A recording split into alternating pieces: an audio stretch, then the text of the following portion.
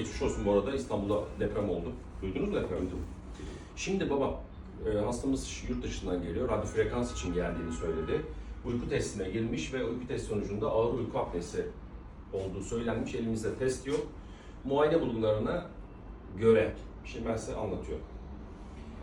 Uyku apnesi ya da aşırı horlamadan şikayetçisiniz. Bu durum burun, geniz, küçük dil, yumuşak damak, büyük dil ve biraz önce baktım ya dil kökünüzle alakalı. Ben ya da bir şekilde burnunuzdan herhangi bir ameliyat olmanız ya da radyo frekans yaparak konkalarınızın küçültülmesinin sizin horlamanız ve uyku apneniz üzerine hiçbir etkisi yok. Yapacağımız bu işlem sadece ve sadece sizin gün içerisinde daha rahat nefes almanızı sağlar.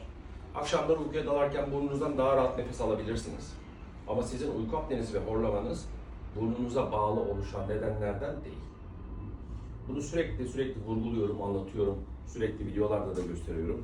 Çünkü birçok insan hala da burundaki problem çözülünce horlamanın ve uyku apnesinin düzeleceğini zannediyor. Ama öyle bir şey yok.